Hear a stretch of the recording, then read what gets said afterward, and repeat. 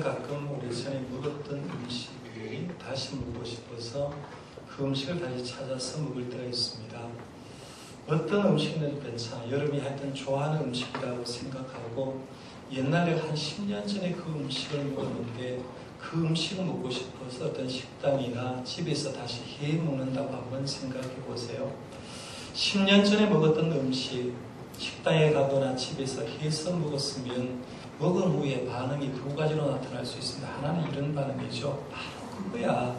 이 맛이야 라고 얘기하면서 10년 전의 맛을 회복하고 그때 그 맛이 있었는데 지금도 여전히 변함이 없어 라고 하면서 그 맛에 감동을 받는 게 하나가 있을 거고, 두 번째 반응 이런 거죠. 이거 예전의 맛이 아닌데 라고 얘기하면서 10년 전의 맛을 추억하고 갔지만 그 맛을 느끼지 못할 경우가 있을 겁니다.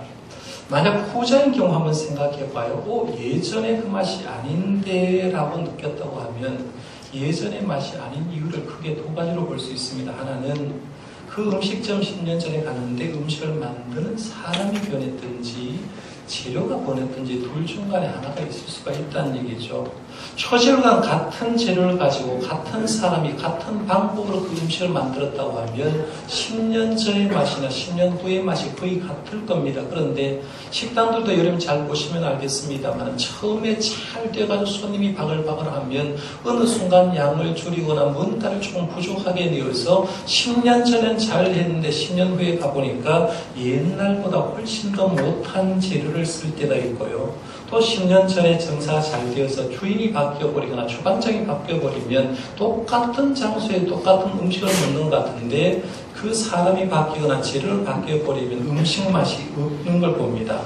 또 하나 예전의 맛이 아닌데 라고 하면 두 번째 이런 뭐냐면요.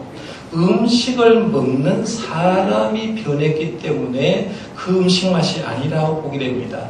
여기 옛날에 가난한 시절에 맛없는 것들 있었습니까? 맛없는 것도 없어요. 제가 가끔씩 그런 얘기 하는데 옛날에 시골에서 클 때 어머니가 국수 한다고요. 국수를 이렇게 밀어서 국수를 쭉 자르는데 마지막에 있는 국시 그 끝부분을 얻어가지고 군불솥에서 끓여 먹었던, 그 데펴 먹었던 그런 걸 생각하면서 그때 시절에 맛없는 것이 없었다는 거죠. 그런데 옛날에 10여 년 전에 굉장히 배가 고플 때 맛있었는데 내가 이제 어느 정도 살만하고 부유하게 되니까 이제는 먹을 것이 풍족하니까 옛날 것을 줘도 맛이 없을 가능성이 굉장히 많습니다.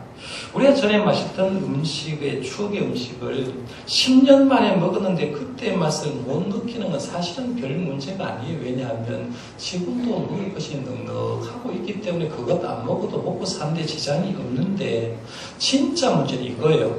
내가 먹어야 될 음식이 하나밖에 없는데 그 하나밖에 없는 음식이 10년 전에는 맛있었는데 지금 내가 10년 후에 그 음식 맛이 없다고 하면 굉장히 큰일이 될 수가 있다는 얘기죠. 오늘 본문 말씀에 보면 우리 성도가 평생 먹고 맛봐야 될 복음의 맛이 과거에는 굉장히 맛있게 느꼈고 과거에는 그 복음의 힘으로 살았는데 시간이 흐름으로 통해서 그 맛을 잃어버린 성도를 생각하면서 안타깝게 사도 바울이 편지를 쓴 내용이 오늘 본문 말씀입니다. 정확하게 말하면 서기 62년경 로마 감옥에 갇혀있던 사도 바울이 골로새 교회에 보낸 편지가 오늘 말씀이라고 볼 수가 있는데요. 이 골로새 교회는 사도 바울이 개척한 교회가 아닙니다. 이 사도 바울이 개척한 교회가 아닌데도 불구하고 사도 바울이 골로새에 굉장히 관심 많은데 사도 바울이 3차 전도를 하면서 에베소에다 3년 동안 머물면서 복음을 전한 적이 있습니다. 3년 동안 에베소에 머물러 복음을 전하는데 그때 에베소에 온 사람들 가운데 골로새 사람이 두 사람이 왔는데요. 한 사람은 빌레몬이라는 사람이 왔고 또 한 사람은 이 골로새서 1장 앞부분에 보면 에바브라라는 사람을 소개하고 있는데 이 에바브라라는 사람이 와가지고 에베소에 와서 복음을 듣는 거죠. 사도 바울로 통해서 복음을 영접하고 그 복음을 영접하기에 너무너무 좋아서 자기 고향인 골로새에 가서 복음을 전도하고 그렇게 해서 형성된 교회가 골로새 교회라고 볼 수 있습니다.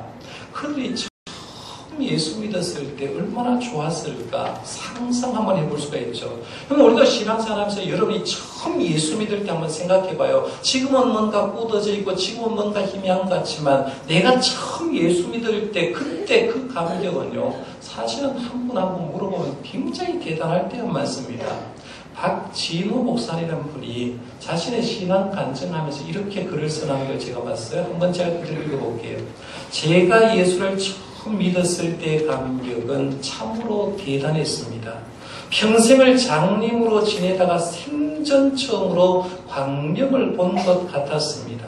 귀한 수술을 받고 난 후의 상황을 실제 겪어보지도 않고 이런 표현을 한다는 것은 그런 분에게는 큰 신뢰일지 모릅니다. 어쨌든 그동안 눈앞을 뿌옇게 가리고 있던 것들이 완전히 걷어진 것 같은 기분이 든 것만은 분명한 사실입니다. 라고 하면서 간증을 시작하는 거예요. 내가 예수 믿은 걸 딱 한마디로 말하면 평생 장님으로 산 사람이 예수를 영접해 보니까 우연 세가가 지나고 광명한 세계를 처음 본 것 같은 그런 느낌이 예수 믿을 때 그 감격이다라고 얘기하는 거예요. 여러분들도 한 번 한 번 제가 물어보면요, 예수 믿고 나서 처음 예수님을 마음속에 영접했을 때 그 감격과 기쁨과 환희는요, 놀랄 정도일 겁니다. 이런 감격을 우리 복음성가 가운데 옛날 어르신들이 좋아했던 찬양 가운데 예수님이 좋은 걸 어떡합니까? 라는 찬양 나오잖아요. 가사가 너무 좋죠. 예수님이 좋은 걸 어떡합니까? 예수님이 좋은 걸 어떡합니까? 세상에 어떤 것도 비길 수 없네. 예수님이 좋은 걸 어떡합니까? 라면서 주님을 영접하고 나니까 주님의 십자가의 은혜를 깨닫고 주님 좋아서 덩실덩실 춤을 추면서 찬양했던 것. 여러분이 그 감격 가지고 있잖아요. 이 감격은 그냥 하지 말고 한번 해보겠습니다. 예, 신나게 우리 국악풍이니까요. 어깨를 덩실거리면서 우리가 감격을 회복한다 생각하고 예수님이 좋은 걸 어떡합니까? 이 찬양 2번 정도 해보겠습니다. 박수를 치셔도 되고 마음으로 하세요.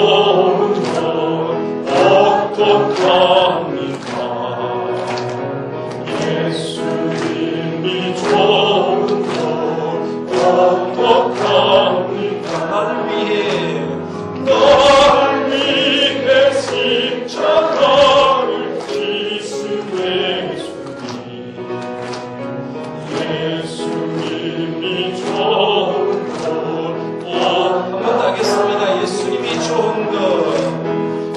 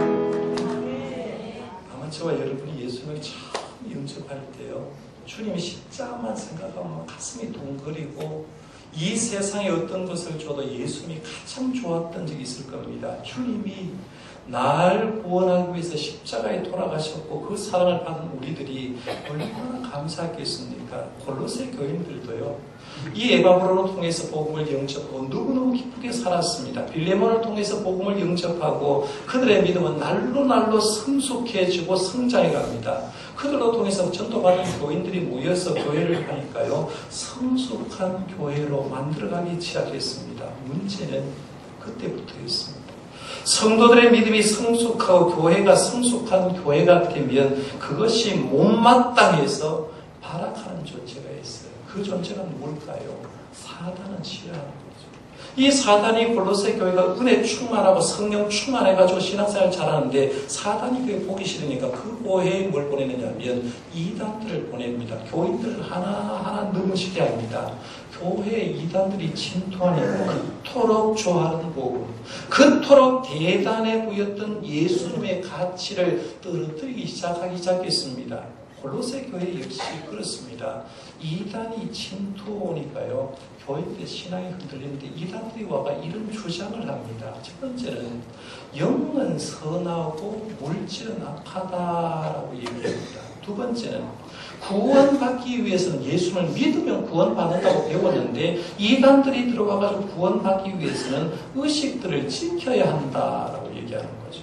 육체를 부인하고 고행의 삶을 강조하고요. 네 번째로 중요한 건 이 이단들이 와가지고 천사를 믿어라. 천사 숭배 사상을 판치습니다. 예수님을 영접하고 천사는 그냥 우리를 수종드는 존재인데 천사를 숭배하라고 강조했습니다. 그 다음에 다섯 번째는 예수 그리스도는 참 사람이자 참 하나님이라고 얘기해야 되는데 하나님이 될 수 없다고 하는 거죠. 우리가 예수님이 누굽니까? 라고 그러면 정답은 예수는 참 하나님이시며 참 사람이시다라고 하는 게 정답인데 이단들은 들어와서 그걸 못하도록 하는 거예요.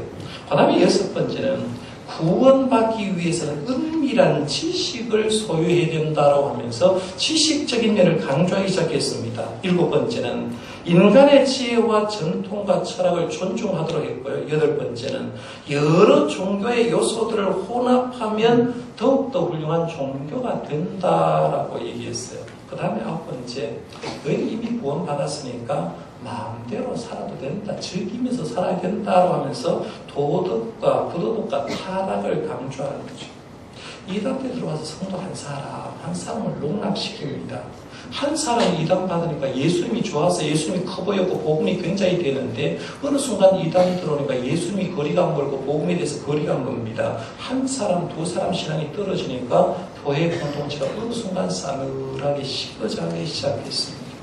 과거에 그렇게 예수님이 좋았는데, 과거에 그렇게 복음이 좋았는데 성도 한 사람 한 사람 병들어가니까 이 복음의 파워가 잃어버리는 거예요. 이걸 골로새 교인들이 안타깝게 생각해서 지금 이 골로새 교회 이런 혼란에 빠지게 되었는데 이 문제를 어떻게 할까라고 생각하다가 그 교회를 개척했던 에바브라를 로마에 지금 감옥에 갇혀있는 사도 바울에 보내서 사도 바울이 그 문제를 가지고 얘기를 하고 사도 바울을 통해서 이 문제를 좀 해결해 달라고 부탁을 하기 시작합니다.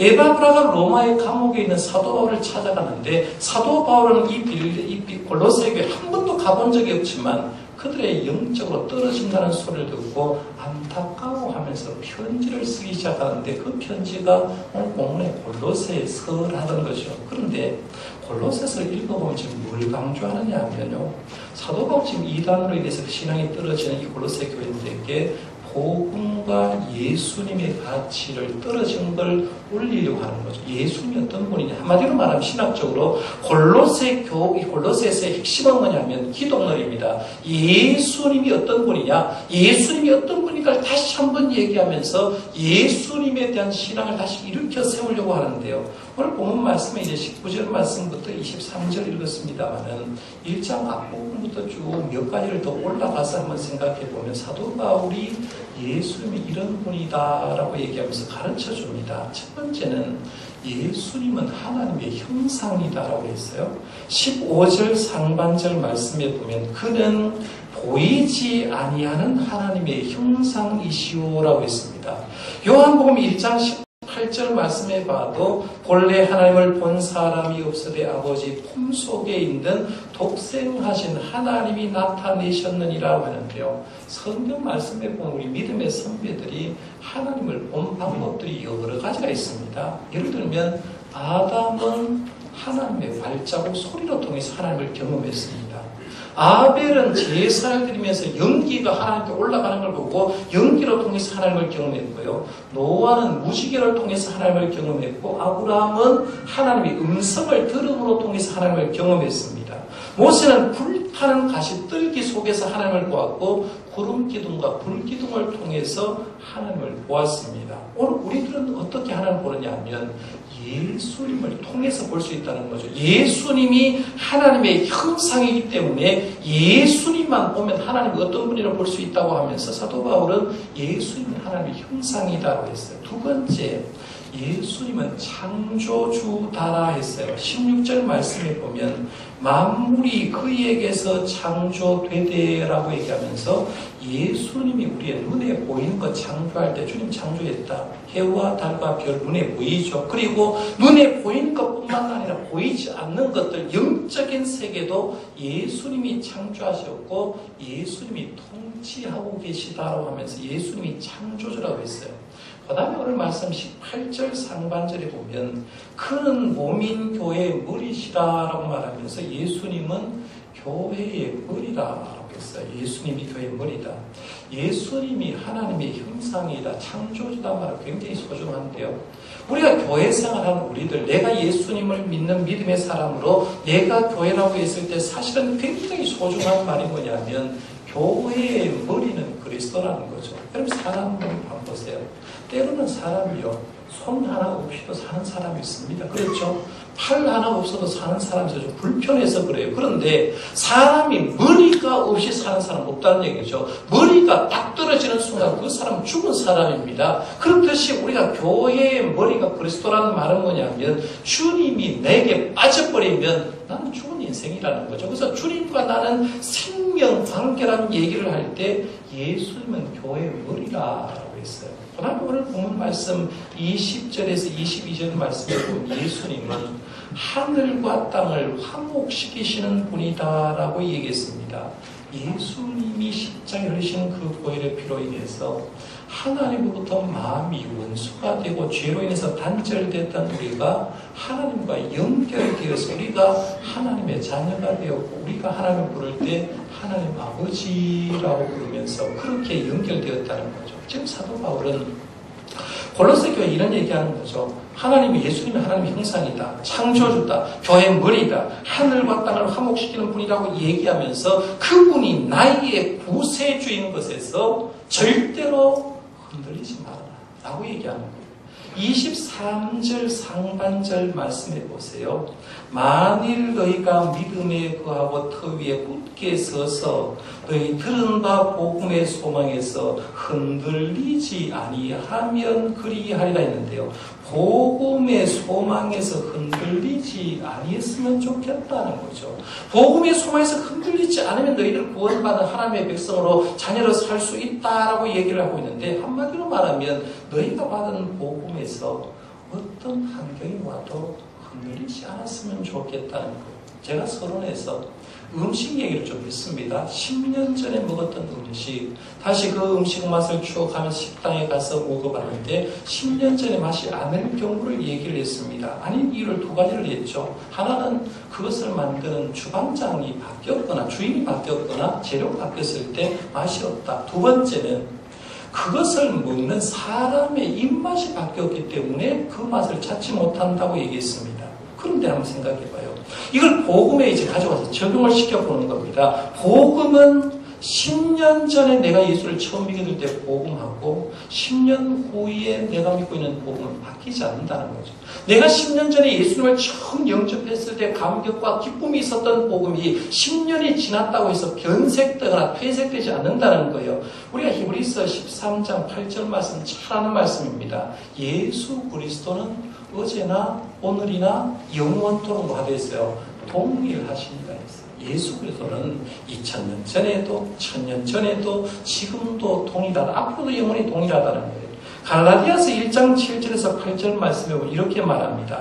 다른 복음은 없나니 다만 어떤 사람이 너희를 교란하여 그리스도의 복음을 변하게 하려 합니다. 그러나 우리나 혹은 하늘로부터 온 천사라도 우리가 너희에게 전한 복음 외에 다른 복음을 전하면 저주를 받을지어다라고 말하면서 그리스도의 복음은 절대로 변하지 않는데 어떤 사람들이 와가지고 복음을 교란시킬 수는 있다는 거죠. 그렇지만 복음은 절대로 변하지 않는다는 거예요. 여러분 그렇습니다.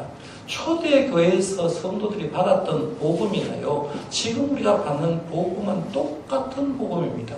오늘 설교 제목은 복음은 여전히 복음입니다.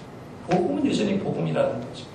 그럼 여러분이 이 사실을 생각하고요. 복음은 1000년 전에도 복음이고 2000년 전에도 복음이었고 지금도 복음은 복음인 걸 여러분 믿으십니까? 복음은 분명하게 변하지 않는다는 것. 이것을 분명하게 믿고 따라야 돼요. 그러면 만약 내가 신앙생활 하면서 복음이 처음 믿을 때는 그렇게 좋았는데 그렇게 감격적이었는데 어느 순간 복음의 느낌과 감격이 다르다고 하면 누가 변해 있느냐 하면 복음이 변한 게 아니라 저와 여러분이 변했다는 거죠.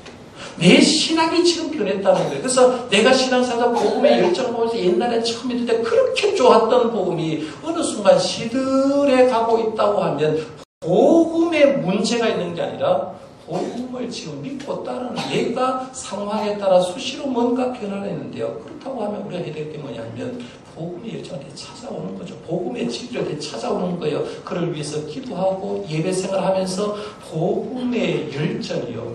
옛날 복음이 여전히 복음이라는 사실을 알고 그 열정을 되찾아올 수 있는 저와 여러분들 되시기를 바랍니다. 오늘 말씀을 보면 사도 바울은요. 로마 옥에 갇혀 있으면서 복음의 열정 끊임없이 가지고 있습니다. 골로새 교인들은 복음에 대해서 회의를 했겠는데 사도 바울은 회의를 하지 않았습니다. 그러면서 자부심 있게 얘기하는 게 뭐냐면 나는 복음의 파워를 제대로 알고 있다라고 얘기합니다. 복음의 파워를 제대로 알고 있고 그 복음의 일꾼된 걸 굉장히 자부심을 가지고 있는데요. 23절 하반절 말씀 보세요. 이렇게 말합니다. 이 복음은 천하 만민에게 전파된 바요.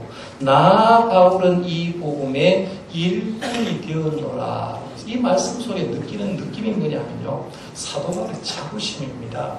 나는 이 복음을 위해서 받아들이고 있고 이 복음을 전한 일꾼된 게 너무나 감사하고 이 복음은 지금도 천하 만민에게 복음이 증거되고 있는 걸 보고 너무 기쁘다라고 얘기하는 거예요. 그런데 세상이 아무리 변해도 복음은 여전히 복음입니다.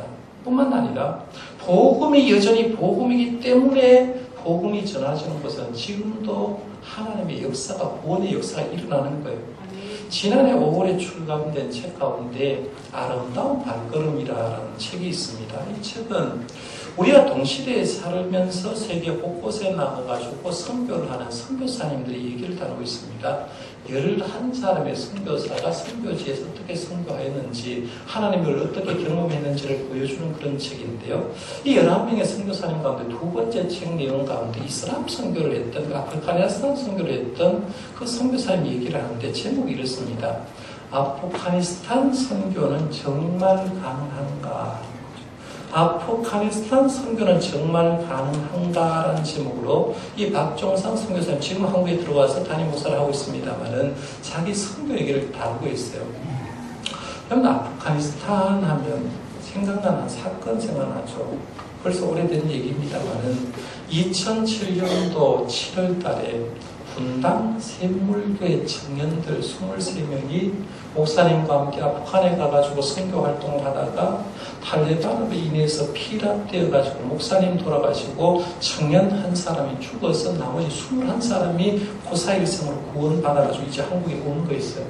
그때 기독교가 엄청 많이 욕을 얻어먹었습니다. 왜 그렇게 어려운 데 가가지고 선교 활동하고 국비를 통해서 사람 구원해내야 하면서 굉장히 많은 어려움이 있어요. 지금도 인터넷상에 보면요. 그 사건을 굉장히 부정적으로 얘기하는데 그 나라가 바로 아프가니스탄입니다. 이 아프가니스탄 아프가니스탄의 선교가 가능할까 물어보는 거죠. 그럼 우리 생각에 그렇게 탈리반들이 예수 믿는 사람 기독교를 죽이는 그 나라에 무슨 선교가 가능할까라고 생각하는데, 이 나라에서 이 박종상 선교사님 7년 동안 사역했어요.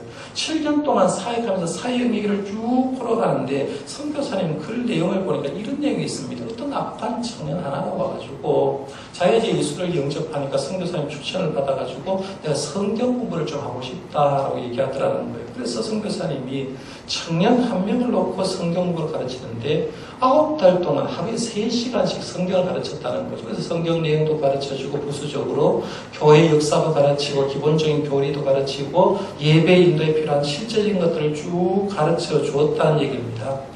9달 동안 성경을 배운 그 청년이 이제 집으로 돌아갔는데요. 이듬해 다시 돌아왔다는, 목사님 앞에 이 선교사님이 다시 돌아왔는데 혼자 돌아오는 게 아니라 2명의 다시 아프간 사람들, 청년들을 데려와가지고 하는 말이, 다시 성경 공부 이 청년들도 좀 해주십시오라고 하더라는 거죠. 선교사님이 걱정됐습니다. 혹시 이 2사람 중에 가장해서 들어와가지고 내가 복음 전하는 거, 성경 가르치는 걸 밀고 하진 않을까 걱정이 되더라는 거죠. 그런데 걱정이 되지만 하나님께서 이 청년을 통해서 2사람 전도해서 왔다고 생각하고 기도하는 가운데 이 청년한테 약속을 다짐받기를, 네 약속을 해서 하면 내가 성경 공부 가르쳐 주겠다고 했는데, 하나는 전적으로 성경만 배우겠다. 2번째는 배운 말씀을 다른 이들에게 전하는 일만 힘쓰겠다라고 다짐하면 내가 가르쳐 주겠다는 겁니다. 전적으로 성경만 배우고 배운 성경을 가지고 지역에 나가서 복음 전할 자신이 있으면 성경 배우자라고 하니까 그 2 청년도 역시 오케이 해서 3사람이 일조가 돼서 성경 공부를 했다는 거죠. 월요일부터 금요일까지 하루에 3시간씩 성경 공부를 하는데요. 이들을 통해서 역사가 일어나기 시작하는데, 제가 그 글 있는 내용대로 그대로 한번 소개해 볼게요. 첫 번째 형제가 작년에 8가정을 전도하더니 올해는 2 형제에게 전도를 통해 22명이 예수님을 영접한 것이다. 그 중에 6명이 부활절에 세례를 받았다. 이들은 복음을 전한 사람들과 양육받고 있는 이들은 남자가 70명, 여자가 71명, 어린 아이들이 115명이었다. 한마디로 말하면 이런 거예요. 처음에는 1명 성경 가르쳤는데 1명이 3명이 되었고 3명이 22명이 되었고, 이 22명을 통해서 복음이 전해지니까 지금 현재는 남자가 70명, 여자가 71명, 어린아이가 115명이 복음을 받아들였다. 한마디로 말하면 256명이 예수 믿더라는 거죠. 1명에서 2명으로 가고 3명에서 또 더해서 22명으로 가고 22명에서 256명으로 배가하면서 딱 전달하는 거예요. 그러면서 선교사님이 이렇게 마무리했습니다. 주께서 이런 일을 통하여 나를 위로하였다. 그 힘든 데 가서 내가 복음을 전하니까 이렇게 놀라운 결실을 보고 주님이 날 위로해 주더라는 거죠. 여러분, 이게 복음의 역사예요. 사복음서를 잘 보면요, 예수 믿지 않을 것 같은 사람, 저 사람이 예수 안 믿어야 될 사람이 예수 믿는 걸 봅니다. 대표적으로 예를 들면 세리였던 레위, 삭개오 같은 거, 이 사람들은 예수 믿을 자격이 없던 사람입니다. 더 심하게 얘기하면 예수님이 십자가에 돌아가셨을 때 우평당도 강도질서에서 살인죄를 지은 사람, 예수 믿으면 안 되는 사람 같은데, 그 사람 믿지 않을 사람 같은데 예수님 가까이 가니까 그들이 예수님 영접하고 복음을 영접하고 하늘나라를 소유하더란 얘기입니다. 그럼 우리가 신앙생활하면서 조심해야 될 게 2가지입니다. 하나는 복음의 파워를 잃어버리는 거예요. 로마서에 보면 복음을 정의할 때 복음은 십자가를 통해서 나타난 하나님의 능력이 복음이라고 했어요. 능력을 디나미스라, 헬라는 디나미스라고 했고, 이 디나미스에서 우리가 사용하는 다이나마이트가 나왔다고 했어요. 복음은 파워가 있는데 폭발적인 힘을 가지고 있다는 겁니다. 그래서 복음이 들어가면요, 무엇이든 뒤바뀌어요. 종교개혁을 했던 마틴 루터는 복음의 능력을 이렇게 설명합니다. 하나님의 능력인 복음은 죄에서 의로, 죽음에서 생명으로, 지옥에서 천국으로, 사탄의 나라에서 하나님의 나라로 옮겨주며 영생을 주고 영원한 형벌로부터 영원한 기쁨과 행복으로 이끌어주는 능력이다. 복음이라고 하죠. 내가 지금 믿고 있는 복음은 이런 거예요. 그래서 이 루터는 복음은 죄에서 의로 바뀌어주고 죽음에서 생명으로 바뀌어주고 지옥에서 천국으로 바뀌어주고 사탄의 나라에서 하나님의 나라로 옮겨주고 영생을 소유하게 해주는 게 복음이다라는 얘기죠. 그러니까 여러분이 우리가 예수님을 믿으면서 이 복음의 파워, 복음의 능력을요, 추호도 의심하지 마시길 바랍니다. 이게 복음의 파워예요. 두 번째는 내 관점으로 복음의 대상을 가리지 말라는 거죠. 우리는 흔히 그렇게 할 수 있어요. 내 이성과 지성으로 저 사람은 예수 믿을 거 아닐 것 같아. 저 사람은 전도하면 될 것 같아 라고 내가 판단할 수 있다는 거죠. 그래서 저 사람에게 전도를 하고 싶은데 저 사람 아무리 봐도 예수 믿을 사람 같지 않아 라고 생각하면서 내가 판단하고 내가 복음의 대상을 가릴 수 있다는 얘기죠. 그런데 한번 잘 보세요. 예수님이 이 땅에 오셨을 때 예수를 가장 잘 믿을 것 같은 사람은 누구였을까요? 하나님 믿는 사람 아니겠습니까? 바리새인들, 서기관들, 율법학자들, 제사장들. 우리 생각에는 그들이 훨씬 더 예수님을 잘 믿을 것 같은데, 빨리 믿을 것 같은데, 오히려 예수님을 가장 안 믿었던 사람들, 예수님을 죽는데 내어줬던 사람이 누굽니까? 그 사람들로 통해서 예수님이 죽었던 걸 봅니다. 그러니까 우리가 내 판단과 내 것으로 통해서 어떤 사람을 믿을 사람, 안 믿는 사람을 얘기한다는 건요, 굉장히 오류라는 겁니다. 하나님은 오늘 우리에게 두 가지 메시지를 주셨습니다. 정리하면 이거예요. 첫 번째는 복음의 감격 회복하라는 거죠. 복음은 여전히 복음인데 내 신앙의 환경으로 인해서 변질되었다고 하면 복음의 감격을 회복하셔야 됩니다. 복음은 여전히 복음인데 내가 예수를 처음 믿을 때 그렇게 뜨거웠던 것이 복음인데 어느 순간 복음의 감격을 잃어버렸다고 하면 주님 요구하는 게 뭐냐면 네 그 자리에 있으면 안 된다는 거죠. 회복하라는 거죠. 복음의 감격 회복하라. 첫 번째 메시지입니다. 두 번째는 사도 바울 로마에 오게 갇혀 있으면서 내가 복음의 일꾼이다라는 분명한 의식을 가졌고 그걸 우리를 통해서 메시지를 주면서 우리들도 너희들도 복음 영접에 있으면 너희들도 복음의 일꾼이다라는 메시지를 던집니다. 원래 상반기 전도주일은 원래 예정은 4월 5일 부활주일이었습니다. 그런데 우리 시에서 5일날 이제 체육대회를 한다고 마라톤 경기를 한다고 해서 한 주 늦추어서 4월 12일에 전도주일을 좀 가지려고 하는데요.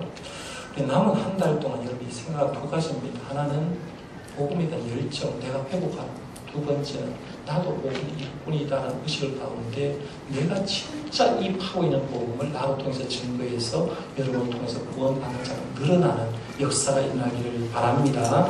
기도하겠습니다.